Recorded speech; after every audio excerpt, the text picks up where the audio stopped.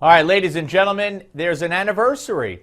It's the 5-year anniversary of Obamacare. Remember that? Oh boy, I do, like it was yesterday. And joining us now is a person who was a nurse. She was actually a nurse for 40 years before she went to Congress. Diane Black, Republican from the great state of Tennessee, where she represents the 6th District. And welcome, Congresswoman. Well, thank you for having me on, Steve. And by the way, I still am a nurse. I keep my license. So although I'm not practicing in a facility, I can tell you I have lots of friends who call me and say, hey, look, I have this pain or my kid has this pain. What should I do? I have your number now. Can I do that? Because I'm a hypochondriac. Absolutely, absolutely. And I do keep my license current, so I do my continuing education and keep up with my industry. Sounds good. You're also, of course, a member of the House Committee on Ways and Means and House Budget Committee. Yeah. And I know the Democrats submitted their budget. We'll talk about that if we have time. But this disaster of Obamacare, 40 times the president has changed it?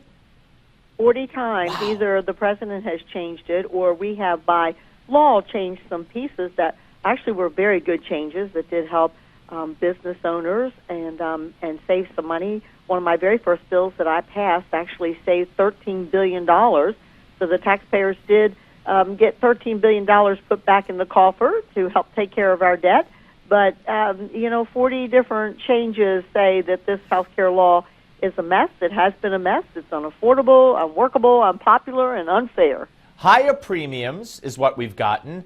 Much, much, much higher deductibles, much less choice. People who are, have all kinds of horror stories about having cancer and not being able to keep their oncologists and having to change hospitals. I mean, it is a disaster. And the Democrats' answer to that is to, push it aside and say, that doesn't happen.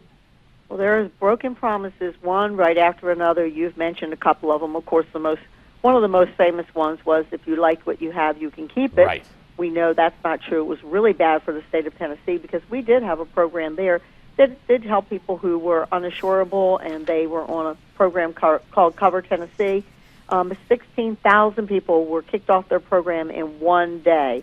And boy, I have been hearing the fallout of that for quite some time, people trying to find a way to get on some type of insurance. Some of them did get on Obamacare, but as you've already said, they lost their doctor, they lost the hospital they could go to, and right in the middle of your care, especially when you're someone who is uninsurable to begin with, you know that they do have pretty serious health issues. That's a big deal for them, a really big deal. All right, Congresswoman, two questions. One, most Americans haven't felt the brunt of this because the president unilaterally delayed the mandates that would really affect the overwhelming majority of Americans.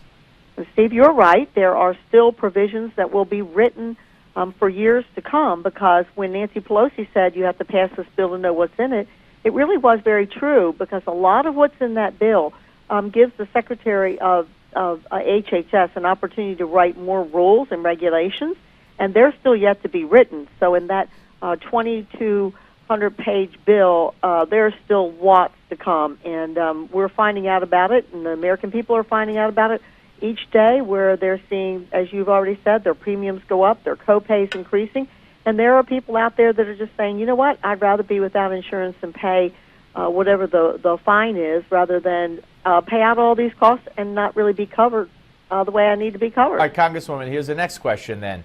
Can we assume or hope that the Republicans, even though it'll be vetoed by the president, and it may not, clear the 60-vote threshold in the Senate, can the House, I know you've passed several bills, but can the House and the Senate agree on the same bill, pass it in the House, let it live or die in the Senate, then say the Democrats don't want it, and then have a Republican nominee run on it or something similar, and look towards 2016 and say, here's how we're going to get rid of it, and here's what we're going to replace it with?